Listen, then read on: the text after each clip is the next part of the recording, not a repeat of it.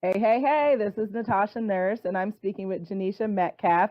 She is a nonprofit professional with 9 years of experience in the areas of corporate volunteerism, community development, training, and fundraising. Genisha specializes in leadership development for public service professionals and cultivating public private partnerships. She currently serves as a professor at Fordham University in the Graduate School of Social Service and the Master of Science in Nonprofit Leadership Program. She recently served as the New York City Metro Area Director of Community and Corporate Relations for Utica College, where she led the citywide strategy for community engagement, recruitment, and marketing for the Accelerated Nursing Program. Prior to her tenure at Utica College, she served as the Corporate Partnerships Manager for City Year New York. In this role, she mobilized over 4,000 community and corporate volunteers and generated over $1.5 million in corporate sponsorship revenue. Genisha began her career in child welfare services with a focus on training, compliance, and behavioral health counseling. She leverages her career experiences in social services to help businesses and nonprofit leaders develop philanthropic initiatives to support high need communities. She is the founder of Creating Our Own Legacy, Cool Kids, a nonprofit organization that engages youth and young adults of color in community service initiatives. She's a member of the District 3 Community Education Council, and in this role, she oversees educational policy for 6,000 plus New York City public school students. Genisha resides in Harlem with her husband and her 2 children. How are you? I am tired from hearing all of that. Like, that's a lot. But I'm good. I'm good. I'm like, wow, that girl sounds impressive. You are impressive. In fact, you're a sister on fire. So Yes. I received that. This is awesome. Good to be here. Yeah, so I guess the first question I have for you is how did you like know that you needed to be in social services? How did you know that you were going to have such a successful career in helping others and helping to build communities? Yeah, it's a really good question. And the honest answer is I didn't. So Mm. I started out actually as a criminal justice and psychology major in undergrad and thought that I wanted to work in women's prisons and do counseling in prisons, Mm. and had the experience to do that a little bit in undergrad. And as I was talking to the women, a lot of them either experienced domestic violence or had children in the foster care system or just really experienced some form of trauma in their lives. And that's when I decided to pivot over to social work because it was all encompassing of their needs as individuals and also from an advocacy standpoint, looking at how do we dismantle some of those systems that were creating these prison pipelines and really just continuing to perpetuate some of the trauma that they experienced in their lives. Absolutely. So that was how I started out. It wasn't planned. It was just after seeing the need and after having the experience and doing the work and doing the internship program, I realized that I wanted to do something different with my career. And given our current our current political climate, and how things are going, I guess, in our economy, do you feel like things are getting better, getting worse when it comes to prioritizing these communities and people who really need the help? Are they getting it more now, or are things getting worse? Yeah, it's a good question. So I think things are getting. I don't know that I think things are getting better, right? But Mhm. they're getting better because there's more grassroots efforts, there's more social entrepreneurship, there are more people who are looking at different sources of how do we resolve these really deep-rooted community issues Mhm. and sort of fill in the gap for where there may have been cuts in funding or cuts in other spaces. So as an example, in the community district that I'm a part of, we've experienced funding cuts both from the state and at the city level with regard to how the education is funded, but we've seen an increase in community partnerships with different organizations providing technology or community gardening or other things to our students, and an increase in parent fundraising, right? So in terms of meeting the need, I think it's getting better because people are rolling up their sleeves and doing the hard work. But I don't know that we've really seen good traction coming from those state and federal sources of revenue. That has not gotten better. Absolutely. And it's interesting. It's like, I think that what I would say is, like, with the millennials, right, it seems like that's a population of people who definitely are more interested in making sure that their money means something, right, that they're interested in buying something that has social cause. So I think that that's been interesting to see, because you see it in retail now, where retail is getting more political, and it's getting more, you see more social justice associated with purchasing and the power of purchasing power. So that's been an interesting trend. Do you think, like, what do you think will continue to be important as we go into the future, and as we have, as populations increase, and as, if the poverty line doesn't decrease, and sadly it continues to increase, what do you think we should expect in the future?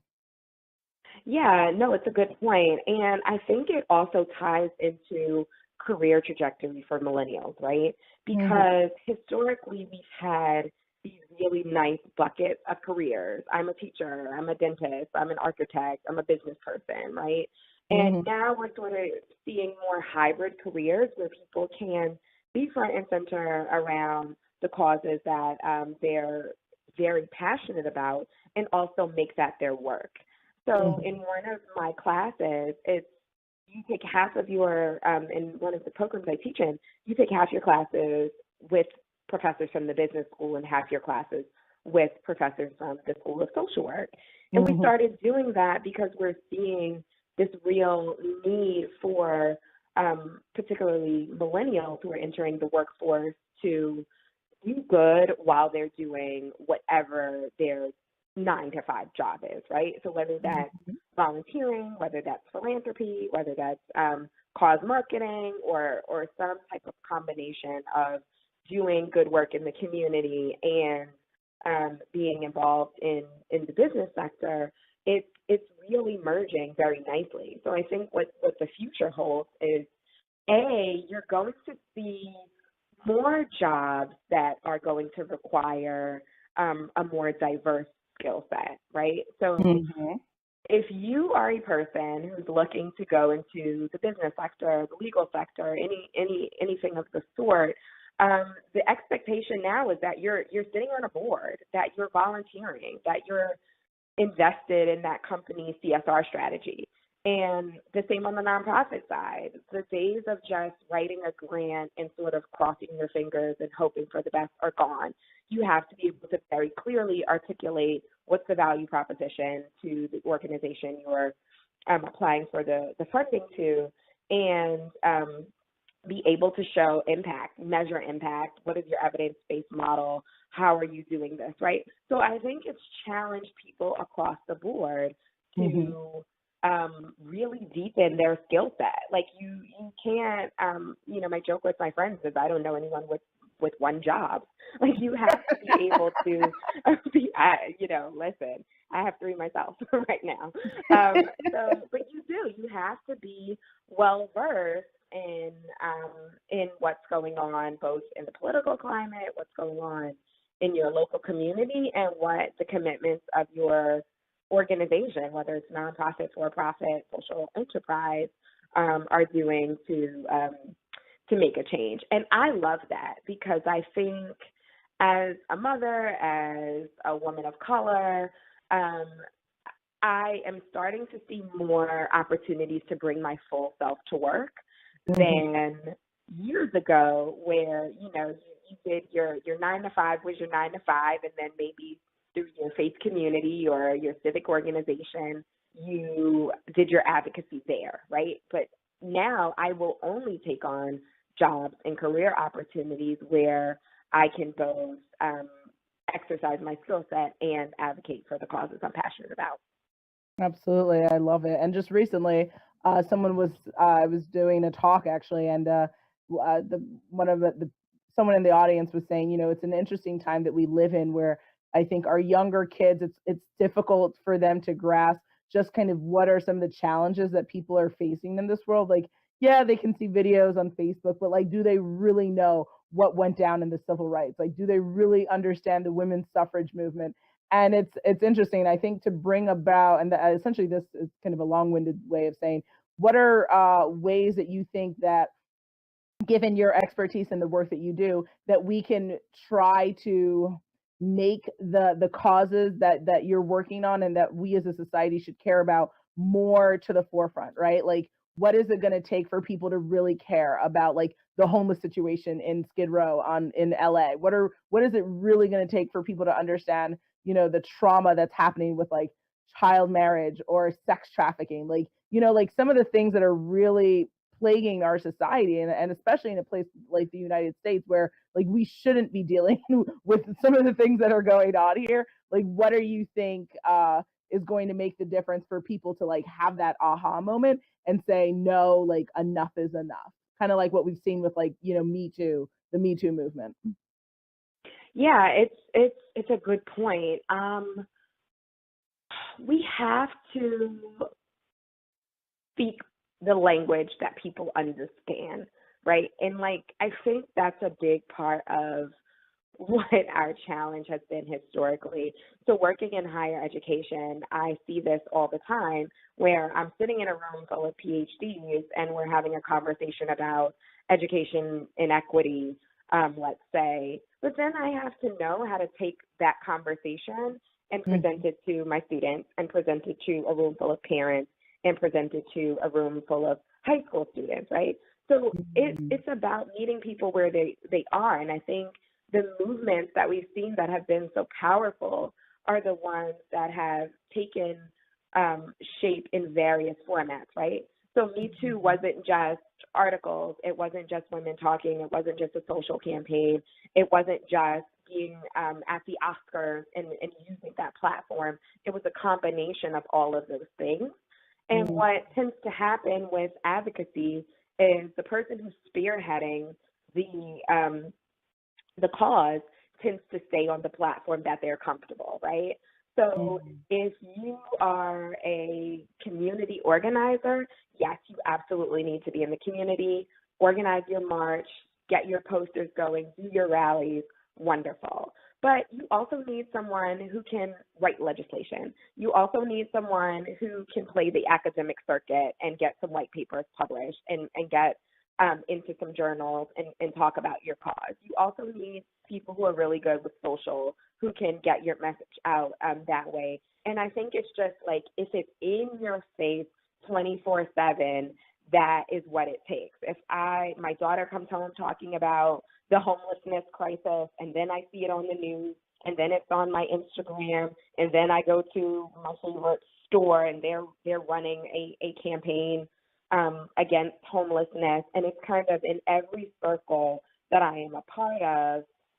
It's a part of the conversation. That's how we move the needle. And, I think a part of that comes with, one, not dismissing a person's choice in how they advocate. And so you see that a lot sometimes, where it's like, you're not down because you weren't at the march. You're not down because, you only did like Twitter or whatever. And it really doesn't speak to how historically movements have been formed. Everyone had a different role. Everyone knew their role, and people were advocating in different ways. So some people were at the march, but you know what? Some people were also at home, because when people needed bail money from getting arrested from the march, they were there playing their position. And so we I think, come to a place where we want to kind of control how people advocate and almost judge what advocacy and being a true advocate looks like. And we just need to move away from that. We need to move to a space where it's an all hands on deck approach, and we are continuing to advocate and meet people where they are, so that everyone's skills can be at the table. I love it. And as an educator and advocate yourself, how has your professional career been affected as being a woman and a person of color? Um, it's oh man, it's interesting because you know, I say I never know if I'm experiencing some form of discrimination, if it's because I'm young, I'm a woman, or I'm a Black woman, right? So I Mhm. think the way in which it's impacted my career is I have always had this thing about second guessing. Do I deserve this seat? Do I need to knock this door down, or can I politely ask to join the conversation and be a part of the table, right?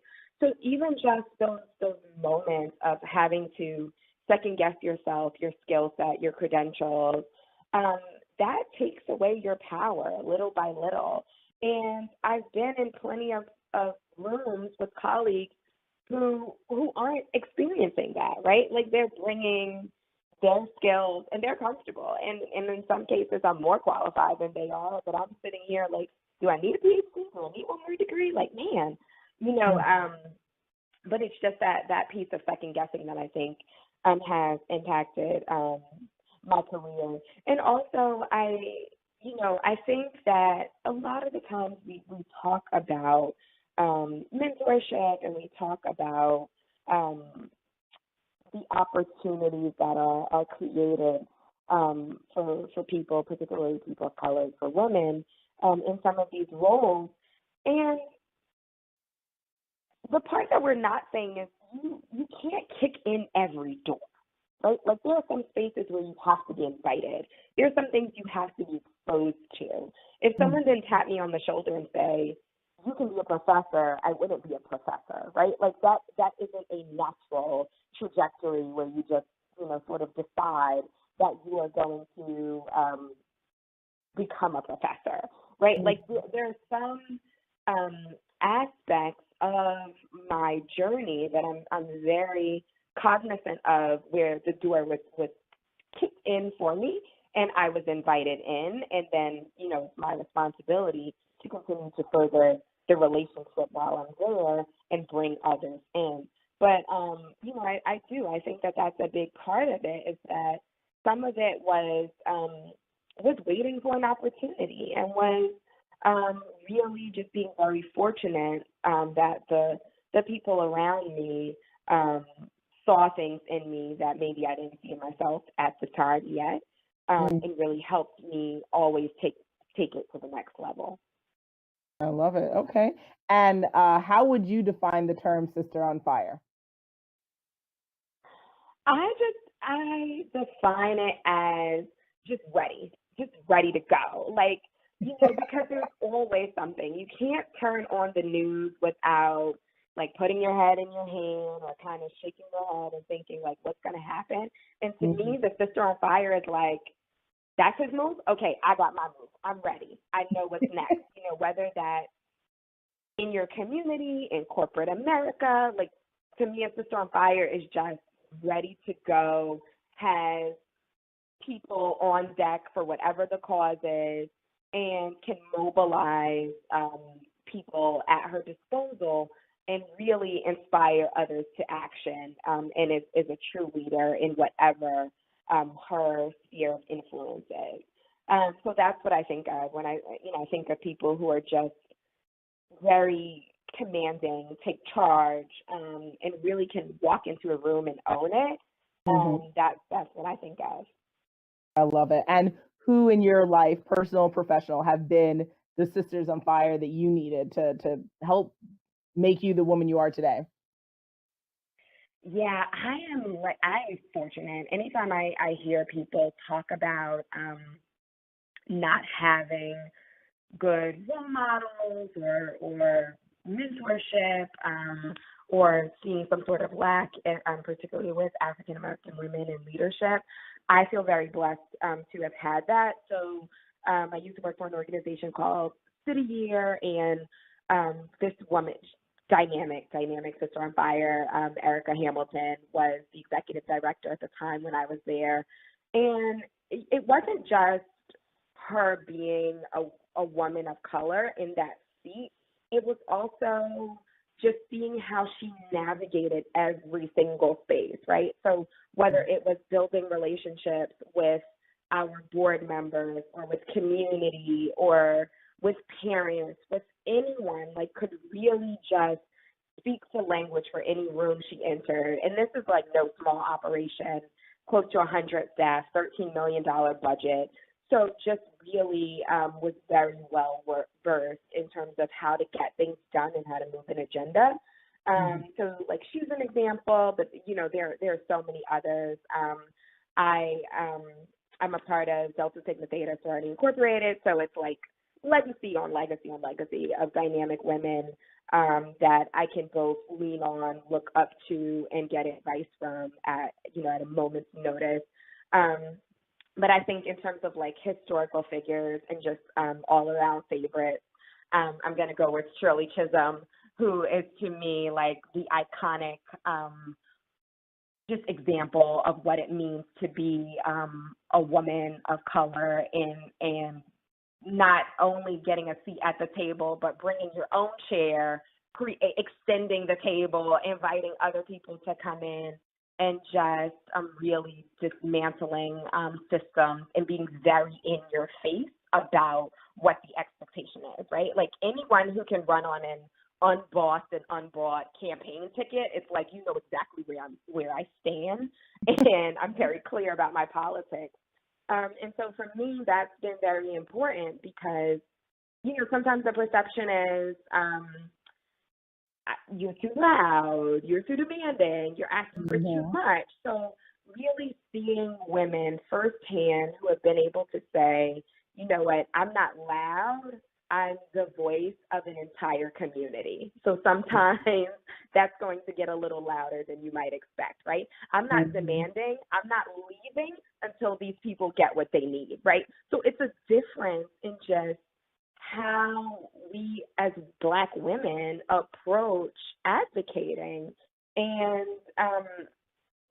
there are times where that's been dismissed as not a true form of advocacy and as a system. And so the women that I've mentioned, they've just taught me that that's okay, that it's okay to be upfront and be clear when there's a lot at stake for the people that you're advocating for. Absolutely. And what would you say has been the most meaningful lesson that you've learned in your career so far? So for anyone listening who wants to maybe be more of an advocate in their life, or maybe is struggling to stay committed to their journey as an advocate, as a defender of other people, what lessons have you learned that have helped you kind of stay grounded and keep going? It's a good question. I think the main two lessons would be, one, take feedback. Like I think about my younger self and how I was just so, I know how to do this. I want to prove so much that I didn't necessarily take the feedback that I was being given by other people. And of course, this has to be like trusted sources, right?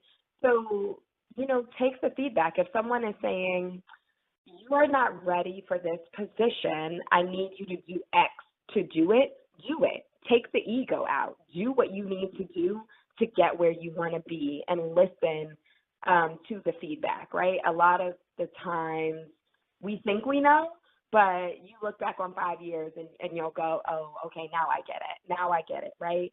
I was thinking about raising $50,000 and she was teaching me how to raise $1 million. And I needed to understand the feedback on how to play at a different level. So that would be my first piece of advice is just find trusted people in your circle. And this can be peer mentorship, right? It doesn't always have to be more senior, but find people who know you, know your skills, and trust the feedback that they're giving you. And the second part of it is do the work.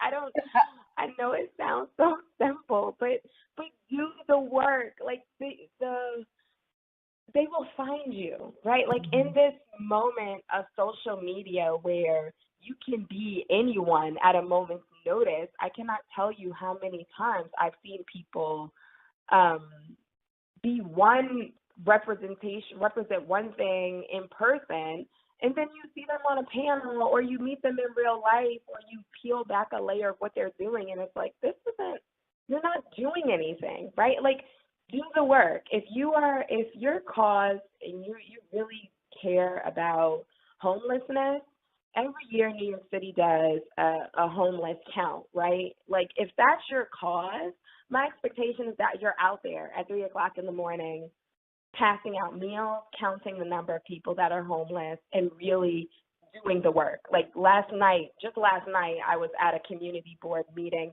till 11 o'clock at night with only maybe 20 other people in the room, right? So a lot of this work isn't glamorous. It's not, it's not all awards and glitter and fanfare. The cameras aren't always on. But if you really are sincere and about the work, everything else will follow. Everything else will follow. I promise. You can find me. You can get my email if it doesn't come true for you, but I promise if you do the work, you will reap the benefits. I don't know what else to say, like, to make people believe it, but you do the work and it will happen. I love it. Okay.